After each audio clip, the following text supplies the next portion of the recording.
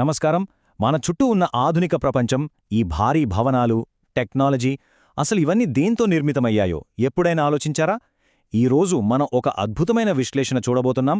ఆధునిక మానవ పురోగతికి అక్షరాల మూలకారణమైన అత్యంత కీలకమైన ఖనిజాల గురించి, వాటి వెనుకున్న సైన్స్ గురించి చాలా ఇంట్రెస్టింగ్ విషయాలు డీమిస్టిఫై చేద్దాం. సరేనా? ఇక మొదలుపెడదాం. ఈరోజు మనం కవర్ చేయబోయే టాపిక్స్ ఒక్కసారి త్వరగా చూసేద్దాం. ప్రాథమిక లోహాలు, నాన్ మెటాలిక్ ఖనిజాలు, అలాగే ప్రపంచాన్ని నడిపించే ఇంధన ఖనిజాలు, వ్యూహాత్మక ఖనిజాలు, చివర్లో ఇవన్నీ సులభంగా ఎలా గుర్తుపెట్టుకోవాలో కొన్ని స్మార్ట్ మెమరీ ట్రిక్స్ కూడా చూద్దాం. ఓకే, ముందుగా మొదటి విభాగం, ద ఫౌండేషనల్ మెటల్స్, అంటే ప్రపంచ నిర్మాణానికి పునాది లాంటివి అన్నమాట. సరే, ఇక ఏమాత్రం ఆలస్యం చేయకుండా డైరెక్ట్గా విషయంలోకి వెళ్ళిపోదాం. మన నగరాలను, భారీ భవనాలను అక్షరాలా తమ భుజాలపై మోస్తున్నది ఈ ప్రాథమిక లోహాలే. ప్రపంచవ్యాప్తంగా ఉన్న భారీ రైల్వే ట్రాక్లు మొదలుకొని ఎత్తైన నిర్మాణాల వరకు స్టీల్ ఎంత ముఖ్యమో మనకు తెలిసిందే. దానికి ఆధారం ఐరన్ ఓర్. అలాగే ఆకాశంలో ఎగిరే విమానాలకు కావలసిన అల్యూమినియం అంతా బాక్సైట్ నుండే వస్తుంది.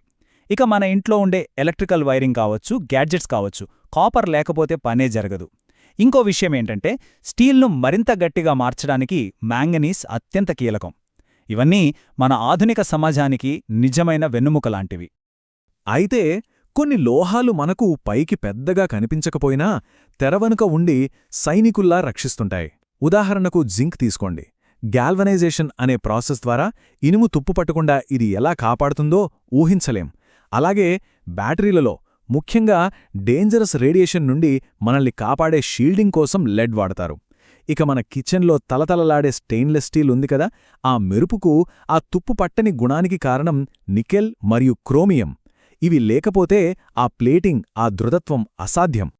ఇప్పుడు రెండో విభాగానికి వద్దాం, నాన్ మెటాలిక్ ఎసెన్షియల్స్. ఇవి మన రోజువారీ జీవితంలో కనిపించని హీరోలు.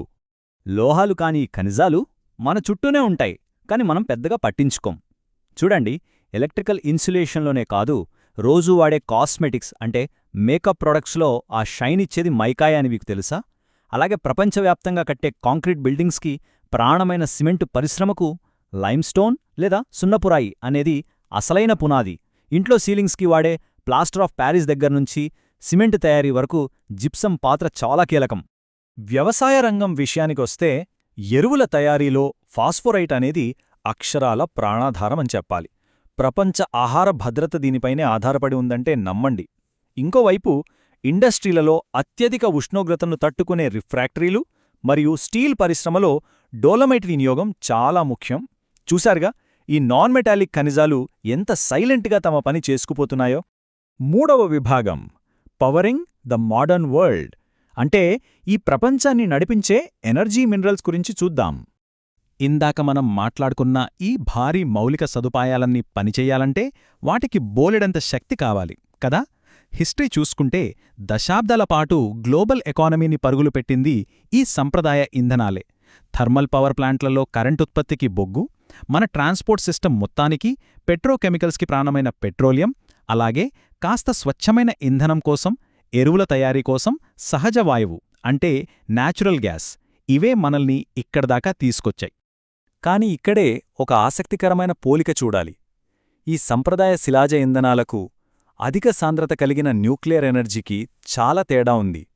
అణు విద్యుత్ ఉత్పత్తికి యురేనియంను వాడతారని మనకు తెలుసు.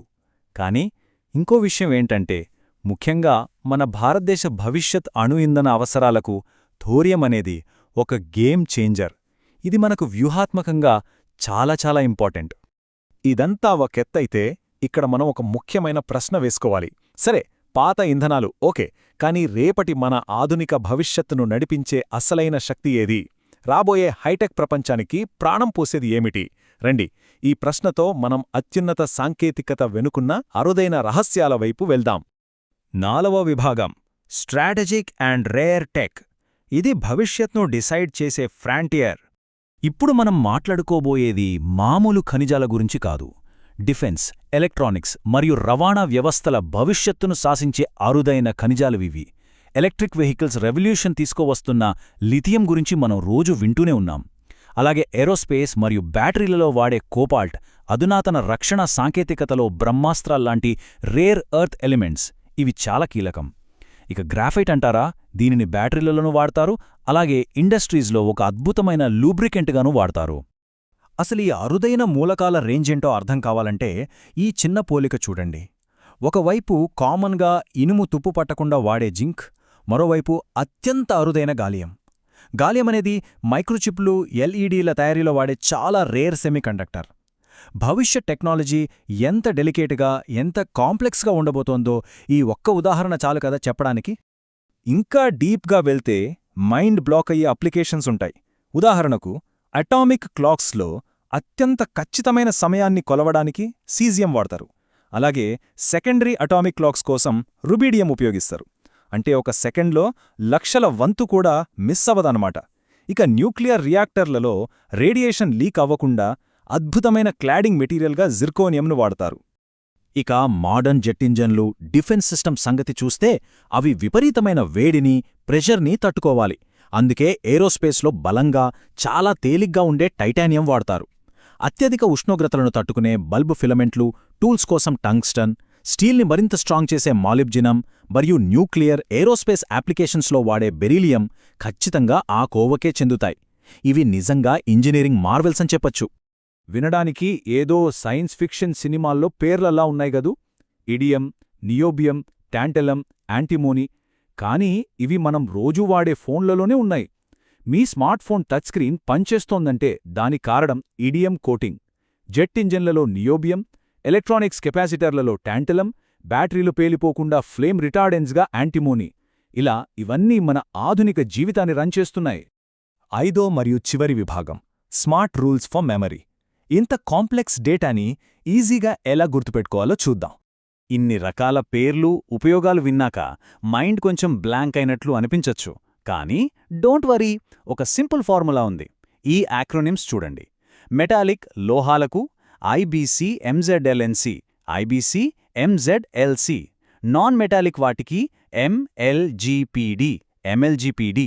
ఎనర్జీ ఖనిజాలకు సిపిఎన్యుటి, సిపిఎన్యుటి. మరియు స్ట్రాటజిక్ లేదా వ్యూహాత్మక ఖనిజాలకు ఎల్సిఆర్జి, ఎల్సిఆర్జి. ఈ చిన్న కోడ్స్ లాంటి అక్షరాలను గుర్తుపెట్టుకుంటే చాలు. ఎగ్జామ్లో అయినా, ఎక్కడైనా ఏ తికమక లేకుండా ఏ మినరల్ ఏ కేటగిరీనో టక్కును చెప్పేయచ్చు. ఇక ఆ సైన్స్ ఫిక్షన్ పేర్లున్న రేర్ ఎలిమెంట్స్ విషయానికొస్తే దానికి ఈ అటామిక్ ఎలక్ట్రానిక్స్ అలాయ్ రూల్ భలే పనిచేస్తుంది. ఈ టేబుల్ గమనించండి. అటామిక్ విభాగంలో సీజియం, రుబీడియం, జిర్కోనియం, బెరీలియం వస్తాయి. ఎలక్ట్రానిక్స్లో గేలియం, జోమేనియం, ఈడియం, టాంటాలం ఉంటాయి. ఇక ఇండస్ట్రీ అలాయ్స్ విభాగంలో టైటానియం, టంగ్స్టన్, మాలిబ్డినం లాంటివి ఉంటాయి.